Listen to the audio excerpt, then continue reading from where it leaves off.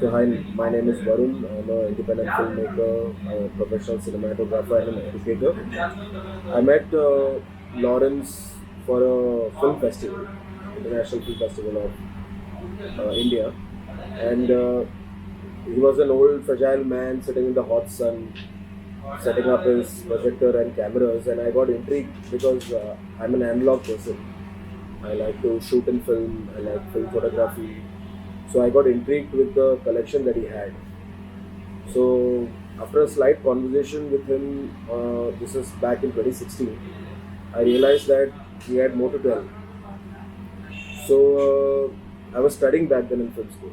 So I wanted to make a film on him, but he told me there were many people who approached him to make film, but nothing went you know, into the process.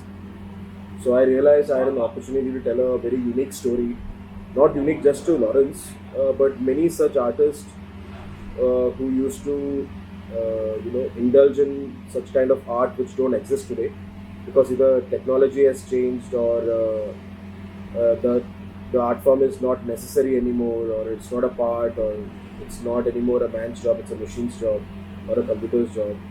So I liked such stories, so I thought I should capture it so that people know, because kids today won't know that film projection or celluloid film existed in such a way.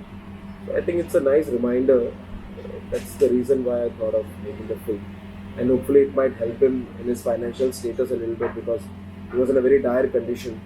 A man who could collect projectors worth lakhs of rupees a few decades back cannot afford to buy a meal today.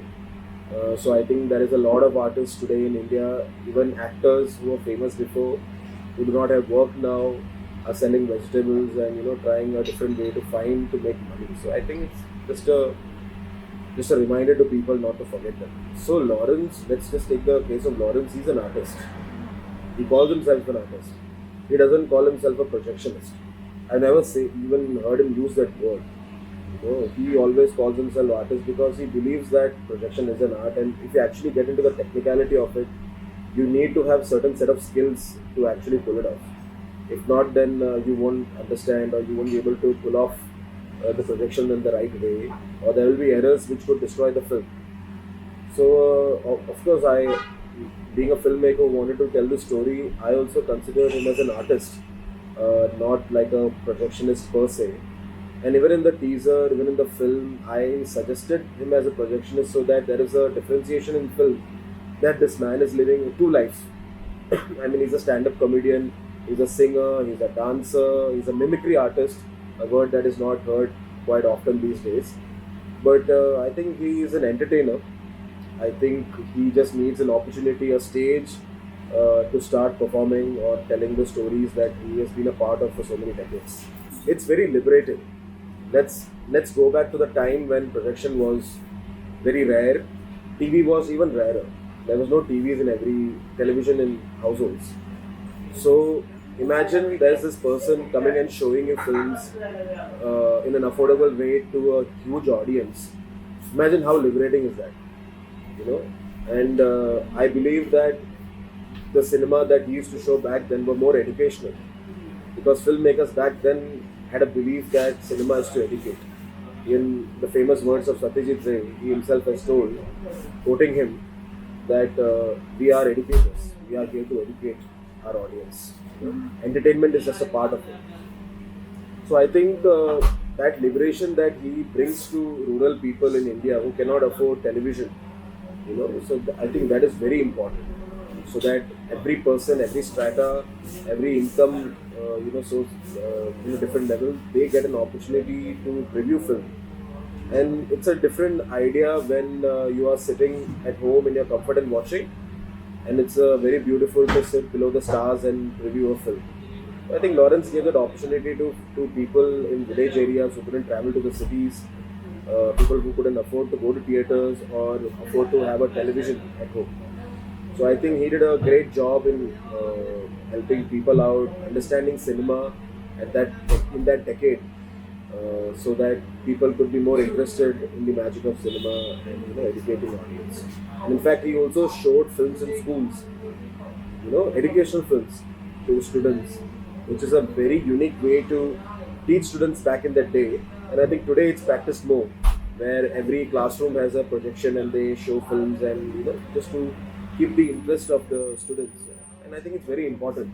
Even Lawrence and Yakub were part of this mining tradition that happens in Goa, and mining is a big issue in Goa, by the way. There is a lot of illegal mining that happens, whether it be sand or ore. There's always illegal mining happening in Goa. So coming from that background, he is a true Goan, because mining is the backbone of Goa. And we are the largest contributors of magnesium and iron ore, which is being dug up from here. Whether it be big companies like Vedanta or anyone, they are all here, digging up a beautiful Goa. So I think leaving that entire profession, and in fact not even leaving, he was thrown out. There was a job cut. So and then him pursuing this as a career is only very. He has to be very courageous to do that. So I think that's yeah. So when decided to shoot this documentary, I had an idea that I wouldn't show it like a traditional documentary. I would treat it like more like a poetry narration, and I would divide the documentary into chapters so that it is much more engaging to the younger audience. Because today documentary is getting much more famous. It's getting more traction. I think it's because OTT platforms have become wild now. They have been producing great documentaries, especially in Indian scenario. I'm talking about. There are fantastic directors who are doing great job. So I thought I have to tell this story in a very unique way so that it does not disinterest people, but it captures their attention to understand this more. I mean, in my film, it's a very small. I just take a small part of the journey. But the journey is really huge. It's decades of work, decades of technological advancement, and because technology doesn't exist until then. When the decade passes and you are able to capture that technology into your work, so I think celluloid filmmaking went through that, and today celluloid film is coming back. 8mm film is available for purchase. Kodak has released their new 8mm camera, and all the equipments and gears that he has collected has higher value now. But the sad part is a larger percent of the audience do not even understand this. So I think it's important that we let them show this. So I made the documentary in such a way that it's easier for people to understand, easier to inspire people to understand this even more, even after they go home after previewing the film. So in the words of Yakub, ये बहुत romantic कहानी है. That's what he says in the documentary, and it is somewhat romance. They have a bromance between these young chaps. So I will just tell you what happened during the shoot. That will just gel up everything. So as soon as the camera went off, they are celebrating, right? They're celebrating their age, they're celebrating their work, they're celebrating the machines that they have. I mean, you should understand, they're in love with machines. It's very rare to see that, and they are not even engineers or anyone, to fall in love with machines. But the machines bring them together. These projectors, these cameras bring them together. So they're more like family friends because it's been quite few years, when more than 2-3 decades they are together. 30 years friendship is not like a small thing. So once my shoot got over, we were very happy that we were able to capture this story. And once the cut was called, backup was called, we had a nice chat. That is when actually they opened up about their personal life more. In the film, it's more about the journey of the projectionist and the artist. We had fun having some drinks, and they told us many stories, how they got connected and how their friendship is so strong. And through the stories, very personal things, but you understand that their kids and the family, everyone is so tangled together. And they enjoy each other's company. They pull each other's legs all the time, right? So the friendship is very true. And like all friendship, there are problems in it, and there are some things that they cannot live without. So hopefully all the problems will fade away and they remain friends forever. I mean, they always talk praising each other, never putting down anybody. But there are times when they don't like each other's behavior, just like anybody else, and they try to navigate through that as well. So it's a beautiful friendship. I love it, and they call me also a friend because I have been with them for the last 4 years, traveling with this film, to different festivals. This got selected in Dharamshala. It's been screened in Melbourne. It was premiered in Melbourne, and it was screened in Greece. In fact, my film was supposed to be screened in a very famous film festival in Russia, but at that moment, Russia was engaged in a war with Ukraine. So I messaged that festival and told them that I wouldn't be a part of the festival because you guys are in a war, engaged in a war with Ukraine, and they felt very offended. And I called up Joseph and Lawrence, and I said that I'm doing this, not taking the film there, and they were also quite adamant that you shouldn't, because I told them the scenario. Let me tell you, these guys are very, very strong-headed about freedom and about azadi, and they are those kind of people. So I had a lot of political conversations also with them. So they do not like this right-wing scenario that is going on, which is oppressing certain people. Very evidently, it's nothing to hide there. They are against all of that. So that also adds into their friendship, because these ideas of politics also is aligned with their idea. Yeah. So when we screened the village, a lot of villagers came down to watch the film. And yeah, it was fun. I mean, if you go to Kale village, that's in Cape, the only way to find that village is by typing Kale railway station. That will take you very close to his house. So the first time when I went, I did not know where his house was, but everybody in that village, every soul in that village knew who is Lawrence Wilson. So when I screened it in the villagers were extremely happy. And we did few screenings in Pune as well, in certain areas, which could help, promote the film. But yeah, I would love to travel with the film more. If any opportunities come my way, I would definitely try my best. So it's a film produced solely by me. I'm an independent filmmaker. So there are challenges, monetary challenges, financial challenges, connections, and I'm not a social person. I don't like to, butter up someone to get an opportunity. So if the opportunity comes my way, I will definitely grab it. Yeah, that's the only way. Writing a film, researching a film, shooting a film, editing the film is not the tough part. Selling the film is the toughest. It's because there are very few avenues where a filmmaker can monetize, especially a short filmmaker can monetize his film. There are a few OTT platforms that only cater to short films, but they also don't pay. They either go for a profit sharing, which is actually zero, because the viewership in those OTT platforms are only very few. So there is no short film culture here in India where we promote short filmmakers. Recently, yes, there is a slight increment in a way to approach to short films, and that's also because of larger filmmakers making short films. Not because independent filmmakers are making short films and that is getting attention. It's because there is this big filmmaker who sits in a 5-star hotel in Bombay, sipping on black coffee.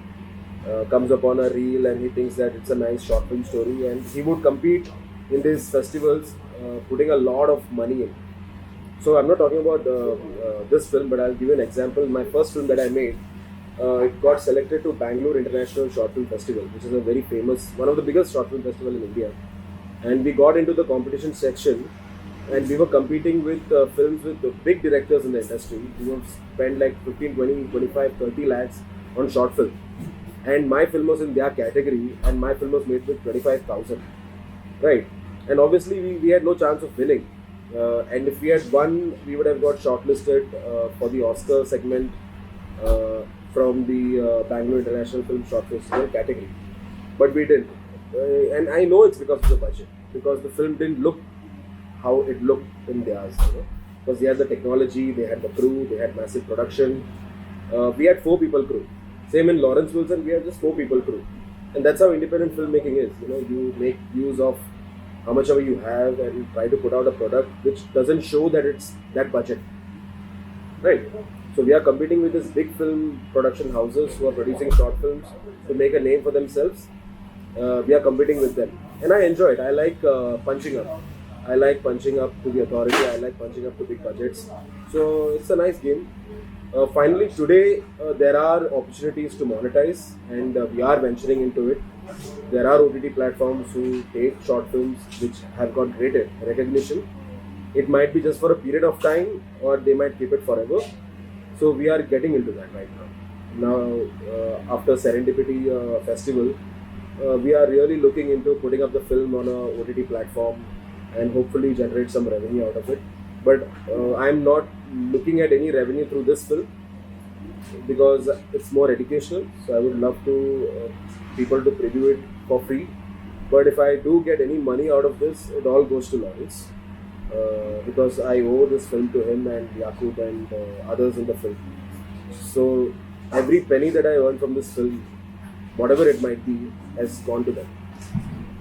I believe in that. So that's my stand on this. So there has been instances where people have taken advantage of them. In film festivals, let's just take that example.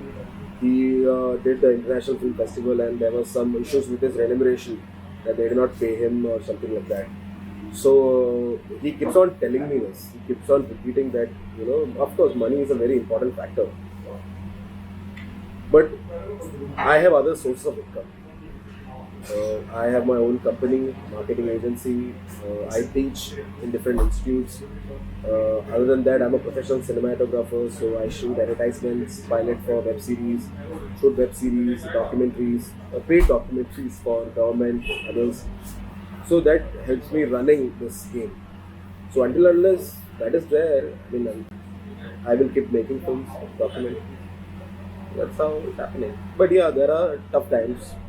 My partner sometimes get very insecure with my financial status, but I think it's all part of the game, so you have to play. No, no, 100% there's an influence of cinema parody. So in fact, there is a frame which I have copied onto the film. Yeah, if you have noticed, there's the kid looking through the film, and I thought Lawrence is that. Kid intrigued with the magic of cinema, and I was that. I'm from a very not from a very well-to-do coming from well-to-do background, so I wouldn't have books to read. So one of my very rich neighbor was having he was burning off books. So my mom tells me this story always. When the books were getting burned, I picked up two books from that, and both were about photography. And that is my first film school. That's where I learned photography from, film photography. And I still have those books, And after that, it has been this journey with cinema only. And cinema has a great effect on me, especially the Italian neorealism has a huge impact on me. Anurag Kashyap is a big influence on me. Rajiv Ravi is a big influence on me. And I had a great opportunity to work with these people as well.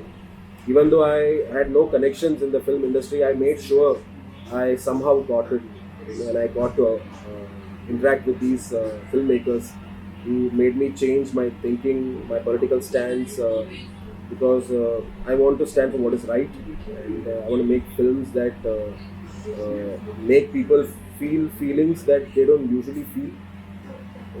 Because every filmmaker goes for happy, sad, emotional, but there are these unique feelings in every human being that doesn't come out every instance. It has to be very situational.